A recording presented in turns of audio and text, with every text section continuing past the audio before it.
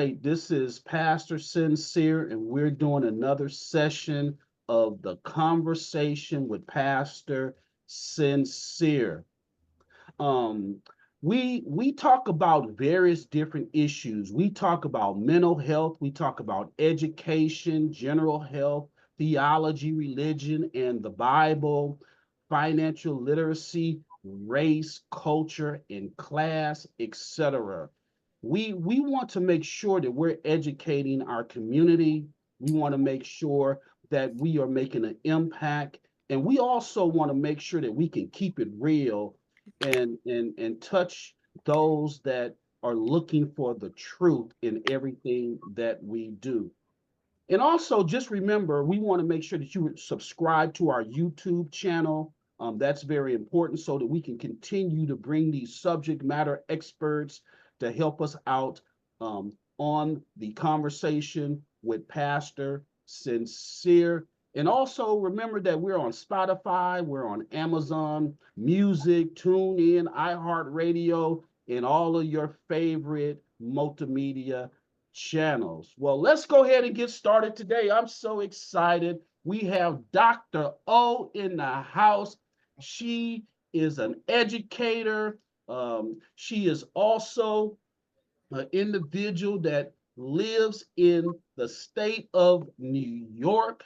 And so, Dr. O, just tell us about yourself. Tell us about, your childhood a little bit, how you grew up, and how did you get into education? Okay, thank you, Pastor Sincere. I'm really happy to have this opportunity to have this conversation with you. So, I am a native Texan.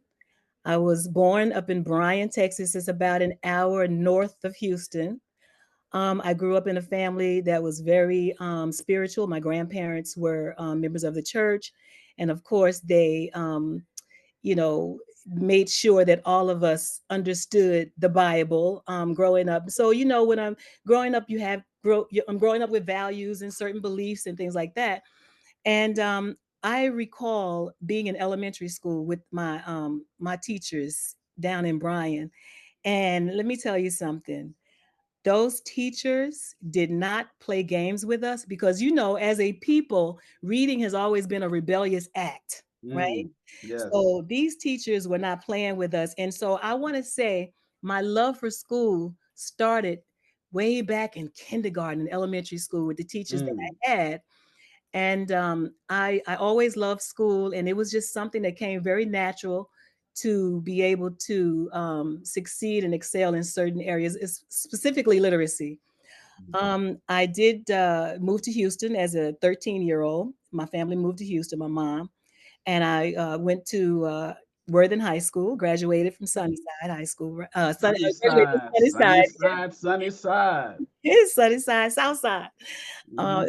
I'm very proud of that. And, and even there, I was able to get inspired by some of the teachers that we had there. And I have an aunt who's about 3 years older than me, and she helped me to get into college after high school. She went to North Texas State University. So I said, that's Okay. where I'm going. So it always helps to have someone, in your circle or in your social network that can influence you. Mhm. So I went to North Texas and for a year. Then I came back home, went to Houston Community College for a little bit, and then I moved to New York. I met a guy from New York City. Okay. We lived in Texas for about 7 years, and then we moved to New York. And here I finished my education. I became a teacher, middle Mhm. school literacy coach, assistant principal. And the last 8 years I spent as a principal of a school in Brooklyn. Okay. So, I also worked as a adjunct professor at one of the colleges here in New York Man. CUNY school. And so I have a background in education, and everything that I speak about in education is from my experience, Mm, not my opinion. Because right. you can give your opinion on things, but it's my experience. And so my experience may not be the experience of someone else, but I Yes. can only share what I know and what I see works. Mm, So I have three children, two grandsons. I'm a widow recently, right. so I'm very happy to have the opportunity to get involved in the conversation with you and even with others. So I thank you again. Okay, all right. So that's wonderful. I knew I kind of heard a little Texan in your voice. Say Yeah, sunny side, Texan yes. in your voice. That's awesome. How did you get to the state of New York? Well, like I said, I met my husband many moons ago. Actually, I can give some dates. I Mm, met my husband down in uh oh my God, South Park Village. okay. South Park Village. One summer we met, and opposites kind of attract because Mhm. he's clearly opposite from me. I'm this Southern girl, quiet, grew up in a household of prayer and singing and devotion, that kind of thing. And he was this wild New Yorker that there was something about him that I hadn't seen before that was attractive. And so we got together and got married, in 1984. We have 3 children. So he's from New York and I'm from Texas. He moved to Texas when he was about 18, I believe. I met him shortly after. And his mother had real estate in New York. Okay. And she said, I need you to come and help me with this real estate that I'm getting together. And so he asked me if would I come. And I had always said, no, I could never raise my kids in New York because I'm a Southern girl. We don't do they like, I don't, it's too much. When I would visit, I would say, oh, this is too much. But Right. but in that I was able to come on to New York with him and he was able to help his mom with the real estate and whatnot. And that's how I got here. That's how I got here because Okay. it was never a dream because Right. I always thought I would wind up on the West Coast because more of my family would migrate. That's the way of the railroad. Right. Right. Right. Right. Southwest California, right? So, but I've been here now 35 years, almost 35. This June will be 35 years, and it's definitely been a blessing since I've been here. Oh man, that is awesome. From Texas to New York. Yeah, So, education. What are you now that you say that you are retired? That sounds like a good word. One day I'll be there. I'll get there one day. yeah. So, what are you doing now? Um, Right now, I'm volunteering. I'm a member of the PEP. It's called the Panel for Educational Policy. I'm a mhm. member of the New York City Public School Board, right? Oh, I'm a mayoral appointee. There are about 25 of us, and hmm, all of us represent different entities within the city. So you may have representatives from the borough president's office, from Queens, Manhattan, Brooklyn, Staten Island, representing their constituencies. And then you have the mayoral appointees who are representing the mayor. And there are other people that are representing other entities in the city. And what we do, we get presented with different contracts for schools. We discuss curricula. We discuss all kinds of things that the public brings to us to make decisions on. And so right now, that's what I'm doing. I'm serving on the board as a board member for New York City public schools and visiting schools and talking to teachers and mentoring. I have one young lady I'm mentoring who is in a doctoral class. So that's okay. what I'm doing now as I'm retired. Oh man, so you big time. You see on the board. Well, I don't know about big time, but that's what I'm doing. Yeah, yeah. So you've spent many of years educating kids, participating in the education system. And so what's going on with our education system right now? What are some of the challenges that you see, and why do you think that there's such a achievement gap with our kids, African American kids? It's a funny thing because, like as I said before, reading has always been a rebellious act for us, right? They didn't, the ruling class did never wanted us to learn how to read. And we know that if you want to know something, you need to open a book, right? Right. And right now, there is a real concern about our children in school because there's research that shows 65 to 85% of fourth graders in our country cannot read. Whoa. And you want to say 65% with 84% being Black children. Whoa. So 64% includes Latinx kids, Hispanic children, and Black children, right? But then out of that 64%, 84% of our kids can't read. Now, why? Now, as I said to you before, I'm going to give you my opinion of why, okay? Right. Because there's not a lot of care Yes. in the system, in my opinion, because I feel like when you have a community of care, you're not going to let a child leave your classroom that cannot read. Right. And I'm not putting that on teachers, I'm not putting it on administrators. I'm just saying, if we don't take an oath, but you we don't take an outward oath, but you have to have some kind of value system when you are becoming an educator, right? Yes. Hmm. And and when you become that educator, you have to say, you know what, I'm going to teach all children, not just the ones that look like me, not just the ones that are rich, not just the ones who have everything. You need to be able to um understand different cultures. That's Mm. another problem, right? And Yeah. yeah, that's another problem. And Pastor Sincere, back when schools were segregated and then all of that was broken up and da da da da, many of our black teachers lost their jobs, Mm. right? Wow. A lot of them lost their jobs because I remember being bussed across town in the 6th grade. Never saw my teachers again that I had in my black school. Mm. Never saw them ever again. I don't know what happened to them. Even I said to my mother, whatever happened to Miss Daniels or Miss Callion or Miss Hall? I never saw them again in schools teaching. Wow. And so we didn't have this gap back then. Why? Because Miss Callion said, sit down here and read this book. Yes. You're not going, no, read this story. So I find, in my own opinion, that that's not happening anymore. Oh, you don't Mm. get it. You're not reading it. Okay, well, we got to go on to the next thing. We don't, there's so much around accountability now. Mm. So it used to be qualitative. Right. Right. Feeling, you guys all right? We're gonna take this test. We're gonna do this. Rah rah rah. Now it's all quantitative. Uh, Mm. all about the numbers. So, Yes. in my opinion, it's the care, it's the cultural irresponsiveness of who we Mm. have teaching our kids, and and I'll have to say that it's sometimes legislatures are moving a little slow with some of the things that they could do to support our children.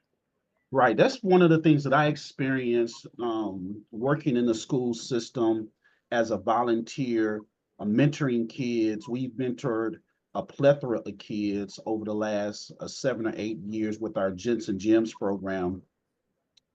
And we taught the kids about business, entrepreneurship, cultural competency, and diversity, and STEM and robotics, and social emotional learning. And in that, one of the things that I noticed was a lack of cultural competency, cultural sensitivity, and cultural humility Mm-hmm. regarding our kids. And so a lot of the programming, the interaction, even if some of our African American teachers, just they were not equipped to deal with um, um, helping our kids within the cultural environment, especially within urban areas, et cetera, whatnot. It was really, really challenging to try to get those kids help. And the other thing is that we noticed that a lot of the kids, some of those kids experience trauma. They were having a trauma response. And my question was this, and then I'm going to ask you this question: how do teachers know or principals know the difference between a child that has experienced trauma versus a child is just being a renegade or just acting out? What Mm-hmm. are teachers equipped for that? Some are equipped for it. But you have to have that, that radar, that radar to really detect certain things, because you can see a child who is sitting in class who never talks, Mm. who's always late to school, who doesn't have any friends. There are signs that will let you know that something is going on abnormally with this particular child. And Mm. you have to make sure that they are seen, because too many of our kids are invisible within classroom structure, where people just don't even see them. Oh, he's always late. Oh, he's always sleeping. Oh, he's all. And you can't do that. But we when we are trained in, cultural sensitivity and all of these things. But, as people, we bring our biases, Yes. we bring our own experiences and our own, perspective to certain things. And if you think that this these particular people or this culture is whatever it is, that's what you're going to think, regardless of your training. Yeah, I'm going to go through this training because I'm trying to become a teacher, I'm trying to become a doctor, but that still Right. doesn't ease, what you really feel about this child or this teacher. Right. Right. Right. Yes, it could be your colleagues too, because some colleagues, some of their colleagues are really rough in there too. When they see things that's not going the way they think it should, they will speak up too. But Mm. there should be some more deep training on being culturally responsive, because too many of our children who are being disciplined in school look like me and you. Yes. Other kids Yes. do the same thing, but then our kids are getting sent out, yelled at, all kind of things are happening to our children when they're in some of these schools, and it's just not right. Yes, yes, and that's a major problem here in Texas, even within Fort Bend County, where we live at, in terms of disproportionality, right? Mm-hmm. And the the Justice Department, and I think it was the National Board of Education, actually put Fort Bend ISD under some type of program to monitor their disproportionality rates, because they were disciplining African American kids at a higher rate than their peers or Caucasian kids. And so that's something that we got to make sure that we keep our eye on, because you know our kids are being sent to juvie and catching cases, and then other kids are not catching those cases. And the other thing that I notice is that it's a lot easier to do that with kids that are disabled, Mm-hmm. as well as kids of color. And so um, are y'all addressing that in the state of New York? We are addressing this in New York. I do know that for me, I would not ever put up with any of that as a principal. And we would always use a researcher. There's this an author, Ruby Payne. I don't know, you maybe have heard Yeah, of I her. read all her The books, books, okay. This all of them years ago. that talks about understanding. She talks about the wealth class. She has middle class and she has low class. It doesn't say low Yeah, class, but a yeah. lower.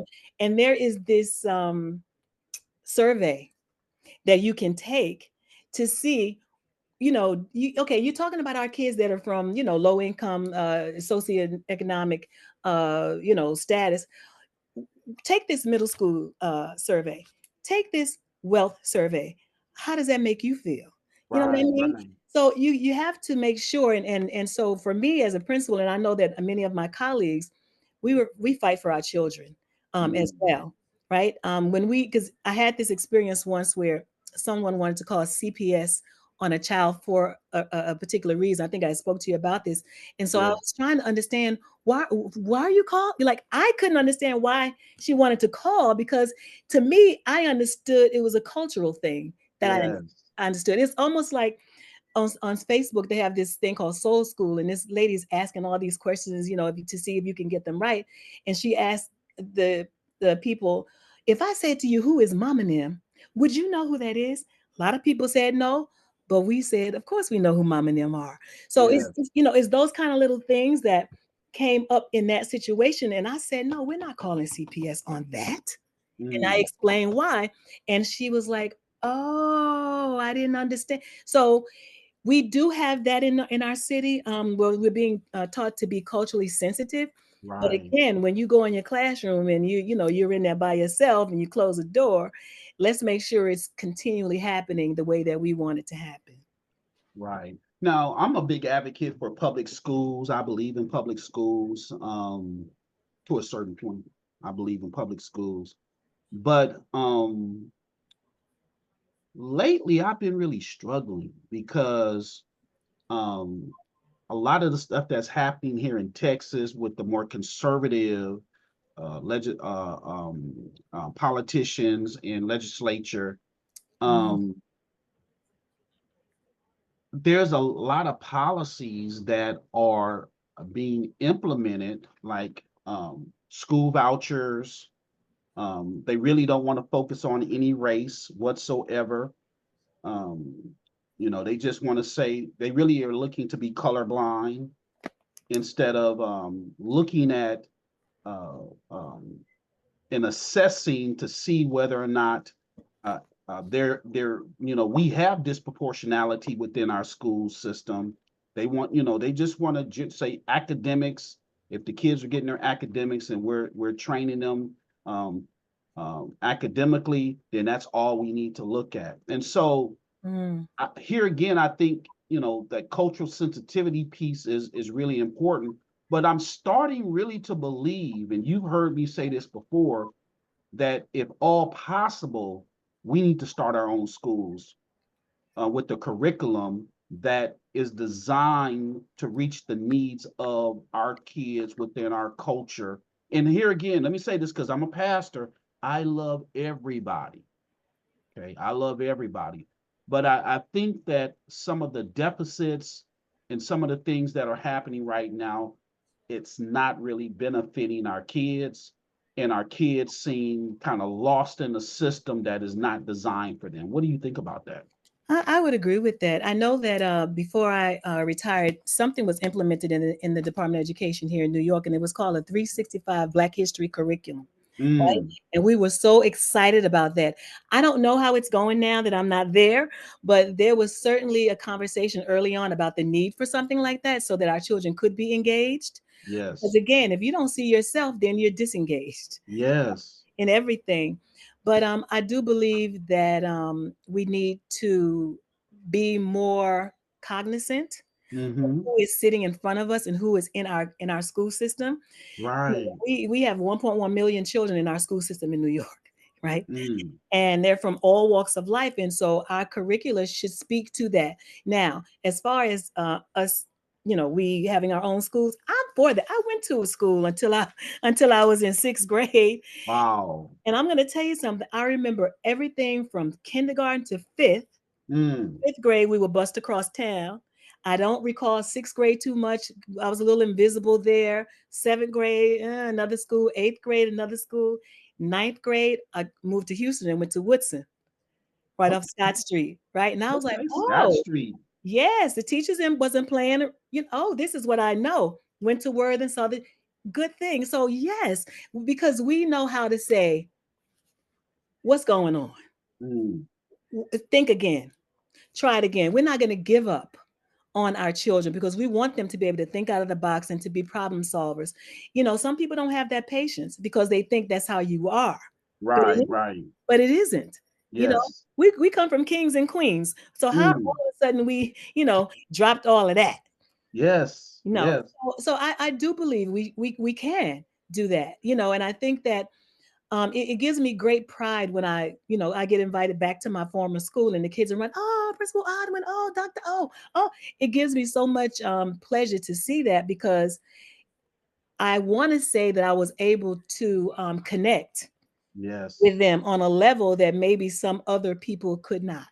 Right. In whatever capacity, as a female, as being black, as living in South Jamaica, because it was Bed-Stuy, Mm, being from the 80s and the 90s, not being scared, like whatever it yes. is, telling a big, tall 6-footer, come here, baby shark. Mm, And then you build relationships, and that's basically what we need to do. And what we had in our schools when I was coming up, we had an ecology mm, being nurtured, right? Like you nurture a yes. garden, you pour water in it. If you take a Pastor Sincere, if you take, and I told my daughter this, who's a teacher, I said, if you take a flower and you have been watering that flower every day, putting in the sun, putting in the sun, if you take it home and put it in the closet, what's going to happen to it? Yes. It's going to stop growing. So we have to not only teach our teachers and teach our students to think, we have to teach our parents as well some of the Yes. things that they can do at home. Because guess what? Some kids can't read. We know they can't read, but guess what? There's environmental print all around the world. I bet if I took my grandson somewhere, he could say, oh, can we go to McDonald's? Right. Right. Environmental print. Oh, Taco Bell, environmental print. If you can't, read with them, point out what's in your neighborhood, so that they'll get the gist of what that's all about, because Yes. that's important. Yeah. So let's get down and dirty. Let's get to the real stuff in terms of this. And I know that the last time that I talked to you about this, you were um, hotter than fish grease, right? I mean, Uh-oh. you was really talking about it, you know. So, what is your opinion concerning Project 2025? Oh, it's something that we really have to pay attention to. Those of us who are educators, we need to make sure that some of the things that we've been reading about do not come to pass, right? Mm, Because, like we said, those children who are in public school, and especially those children who are our vulnerable populations, are going to suffer if this new administration implement some of the things that they're talking about. Number one, oh, if you don't teach this type of history that makes the Americas look good, then you're not oh, going to get any funding. You can't wow. teach that. You can't teach slavery like that. You need to teach slavery and say that they learned carpentry, Yes, and that there's something good came out of all of that oppression and all of that racism that we as a people have incurred by being here in this country. So they yes, don't want us teaching that. Why? Because this makes us feel bad. Well, guess what? When I looked at Emmett Till the other day, it made me feel bad. yeah, yes. Okay.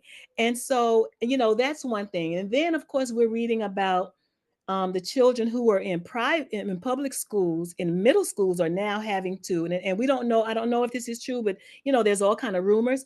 When we build our military, those children who are in public school are going to be the ones who are going to be pulled and mandated to go to the military to fight for us when Wow. they get 18. Now, who's in the public schools? We know who's in the public schools. After Reconstruction, a lot of those schools, they went private, right? Yes, We were the ones in the one room schoolhouses, 40 kids, 40 during the day, 60 at night. And so why I don't know, why do you want to do that? So this means that all the children who have an opportunity to go to private school won't have to mhm, worry about that. yes, yes. Worry about that thing, and it's just so many things that's wrong with this picture. And then I'm understanding that the person that is being selected to lead the Department of Education, Secretary of Education, doesn't Mhm. even have doesn't even have a bachelor's degree in education. What? My understanding is this person, I think it's Mahan.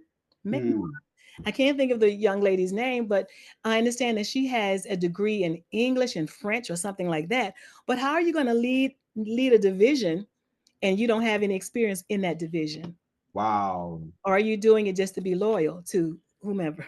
I don't know. Yeah, yeah. Well, like I said on the conversation with Pastor Sincere, we keep it real. Um, and here again, there's a lot of concern about them doing away with the Department of Education and all of these things that really seem somewhat extreme um, in terms of saying that we want to shrink the size of government and all of that kind of stuff. But I think that a lot of people are very, very suspicious concerning what the real agenda is Hmm. regarding what the Trump, and I'll say it, Trump administration is really doing. And so this whole thing with the Project 2025, I think can be very dangerous for our kids. And the question for uh, lower income people, like what you said, individuals that are not in private schools, the fear that I have, the question that I have is, what are we going to do about it? How are we going to fight and protect for the most vulnerable in this country and help those that need it the most, to make sure that they are not being discriminated against, or the achievement gap is just getting larger and larger. We have to make sure that these conversations are being had, make sure the podcasts are getting out there, make sure that we are informing our parents of their rights. Because I used to say to my parents all the time, you have all the power. Right. Yes, I'm the principal of the school, but guess what? You can march down to wherever you need to march down to get things done. And I Mm. think that that's what we need to do. Like in terms of what I'm doing now, when something is going wrong in a school, those parents are at those meetings speaking to the school board to say Um, this is going on in this school. This principal has done this, or this is happening. Oh, why don't my school have this particular funding? Or how can we get? You need to be able to go to those local community meetings and speak up, yes. because it will make a difference. Because if you're going to a school board, or you're going to some other entity that's in control of one of these type of districts, then you got to make your the squeaky wheel gets the oil. Right, right, If right. we can't be passive in this thing, my all three of my children went to public school K through 12, and they all are college graduates. But I didn't play any games. Mm, When I went into the schools, I wanted to know X, Y, and Z, right? right. And when they had a meeting, I had to make sure that I was there. But then we understand too that some of our parents are really struggling, just trying to keep a roof over their head, Yes. and they don't have time for that. But so then we have to find a way to get them involved and get this information to them. Yes. Whatever you need to do, if you got to give away a television, or give away something to get them in, or, have dinner. Because we used to have dinner in my school for parents who would work and come in, and we would have these sessions where we'd talk about different things that were happening that they need to know about. And Yes. so we need to just make sure that, and again, all of the people we are voting for, Right. like your councilmen. We always want to vote for the president, right? We want to vote. We're gonna vote for the governor. What about your assemblywoman, Yes. or your assemblyman, or your senator, or your congressperson? What else about those people? Your police chief Mm, in your neighborhood. How many people are going? Even involved in that? Not a lot. Not a lot of people. So we need to make sure that everyone knows all of these people that they can go to express their concerns with that. And then on top of that, like you're saying, provide something for us, yes. for our own. That's how we're going to do it. Yes. Yes. And so, that's one of the reasons why, with Fort Bend Transformation Church and Unity Worship Center, which I'm the pastor of those churches, while we're trying to not only just create a church or build our church, but we're trying to create a Christian institution so Mm-hmm. that we can address these systemic issues, the issues that impact the most vulnerable in the community, education sessions. We have our apartment ministry where we're starting to provide wraparound services. We want to be able to set up tutorials Mm-hmm. and advocacy work. Right, we talked about that advocacy work. A lot of the sessions, the art meetings, that kind of stuff. Parent teacher conferences are on Zoom now or Yes. on Yes. Teams, and so That's we can have educators like yourself, different individuals come in and schedule and attend those with parents. And absolutely. and the other thing is, the thing that I've really been focusing on is the delivery model. That's why we're on YouTube. That's why Mm-hmm. we're on Spotify. You can get the information on Amazon Music, iHeart, you know, a radio, Mm-hmm. and try to make sure that we can get where people. You may have a difficult time getting people to come to a general session or meeting or something, but as long as they have their phones, Mm-hmm. if I can send it to you, and you can get it on your phone, and at least we can ice break these concepts so that we can get people to the bigger meetings and Mm-hmm. educate them where we're at. The other thing that I really believe in is local. local advocacy and local autonomy. A community can only be as strong as the institutions within that community. And that's Mm. like what you're saying. No vote, no hope. Yeah, You don't don't vote, complain. Yeah. there is no hope. So let me ask you, this question. Um, do you think that one of the issues with education, especially within urban areas or economically disadvantaged areas, um, there are people that say that money is not the problem, so we don't need to give any more money. What's your opinion on that?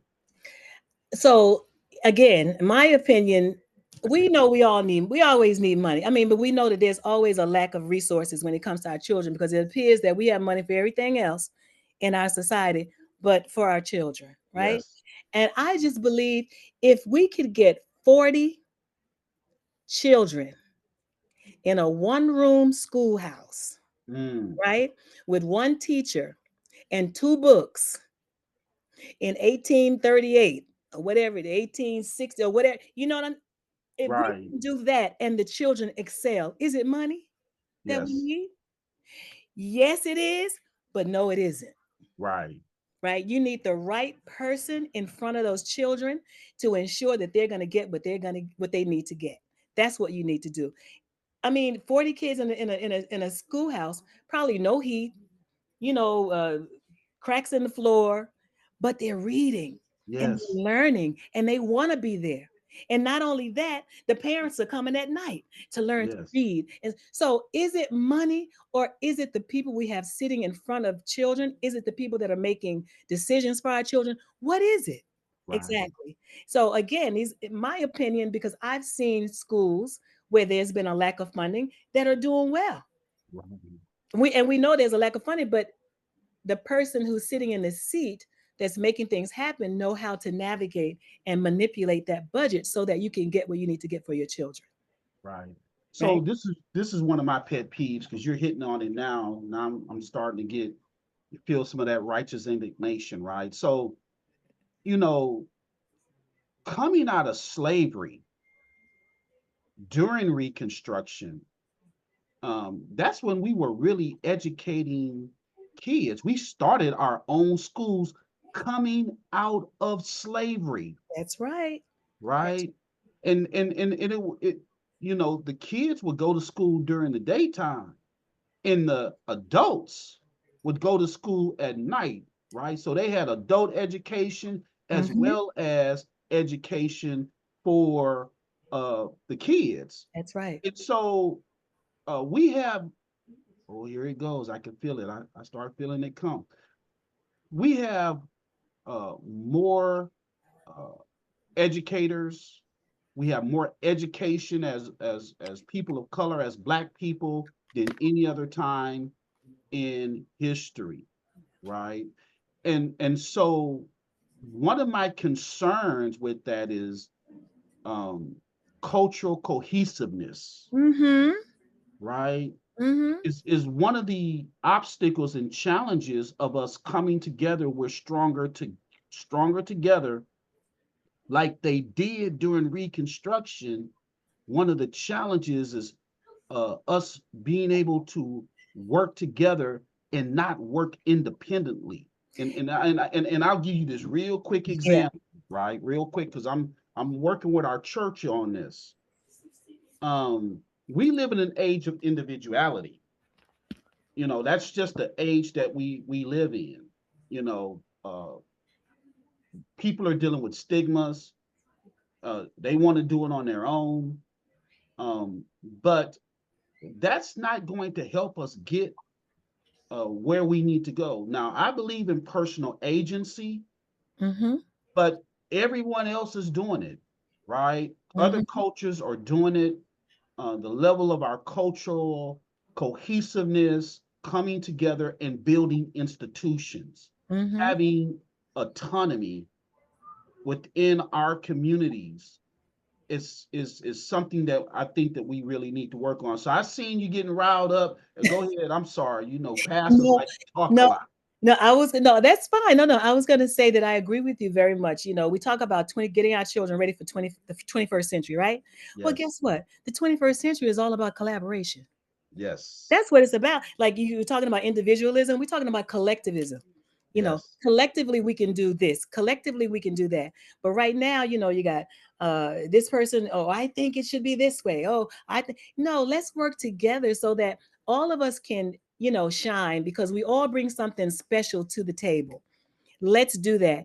And I was going to tell you that I saw this debate the other day. It was an affirmative action debate, and a debate on why we should have it and why we shouldn't. And there was some, and it was at Harvard.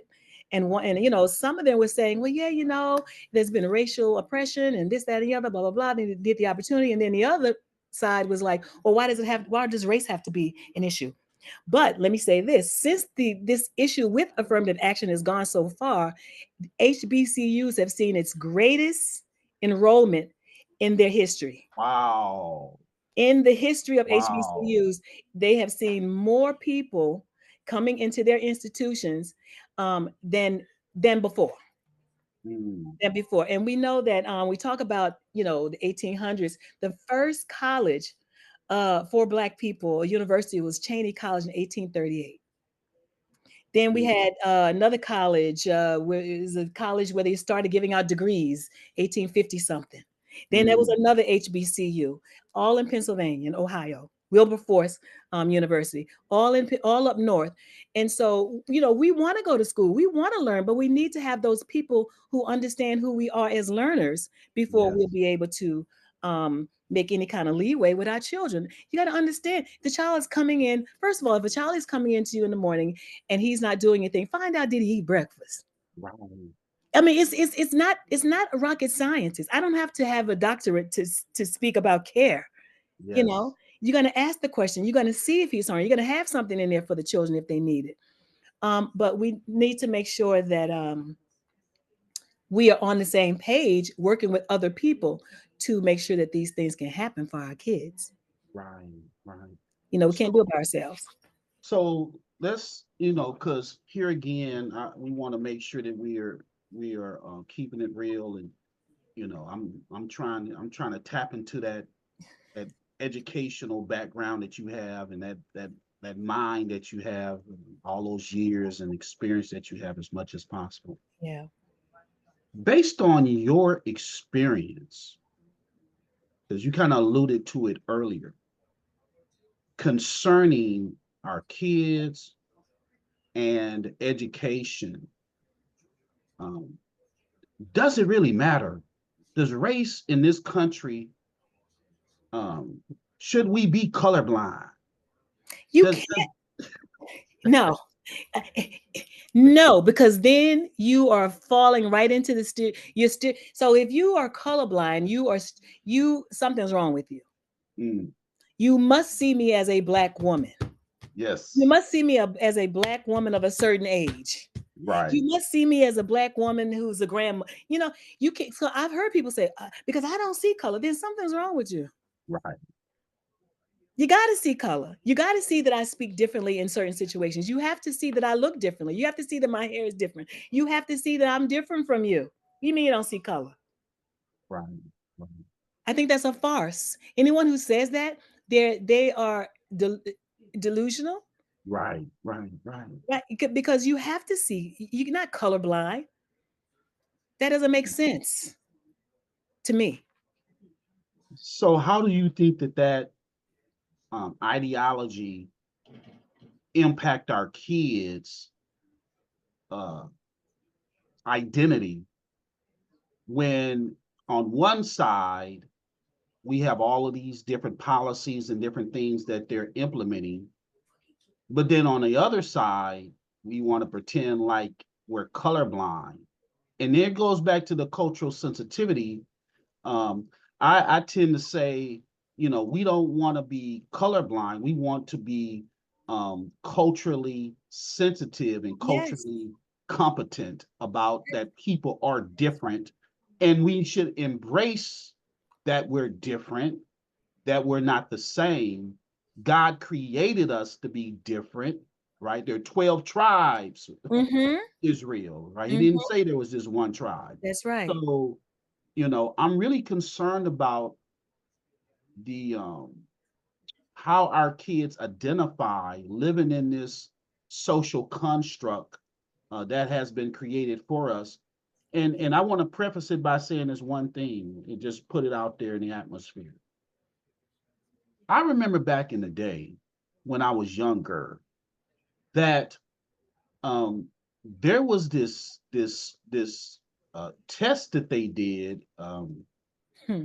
called the white doll. It was the white doll. I don't know the technical name for it, but the white Mm-hmm. doll, black doll test. Mm-hmm. And it impact the way African American kids, and then I think that they conducted the test a couple of times throughout the years. The kids of color, even our Hispanic kids, how they identify, right, who they are, and how they perceive themselves. And so, based on your educational background and the years of experience that you have you seen that impact kids? Yes. Yes, I've Yeah, seen that. Because the thing is, our children, they are children and they're looking to find their way, right? right. And we as adults have to lead them on that path that is a path of learning. And when you are talking to a child and a child has done something and you're talking to the child and you won't let the child talk or speak, that's a problem. Yes. What does it do to our children? It doesn't give them the confidence to advocate for themselves. Right. They don't know the words to use to advocate for themselves, or they just go, forget it. You know how often I've had to, a child is brought to me and I'm like, what happened? So and so and so. That's it. Forget about it. Tell me Oh, what's yeah. going on. But because you've been cut off from talking, Mm, nobody wants to hear what you have to say. You now can't say anything. You now can't talk. You cannot advocate for yourselves. And I'm going to tell you something. Early on in my career, kids had to walk a straight line. They had to listen to the teacher. But as you grow over time, I mean, they should still listen to you because we're not going to let them get hurt. But we're all in this together because some of right. those same children can teach me something. My grandson tells me things. I'm like, what? So we can't treat our children as though they cannot learn. We Right. cannot treat them just because they come from some place that we may not have come from, that they cannot learn, right? Because some of us who are teachers came from the same background Yes. that some of them, and we can identify that. And when we do, we really go hard in making sure that that particular child or those particular children are seen and are heard, and understand that your blackness is unique.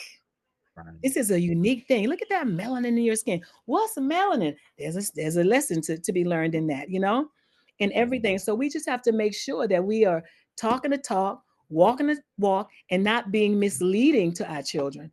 because we don't want them, even with my grandson, I said, when teachers, because he'll come home and tell us everything that's happening.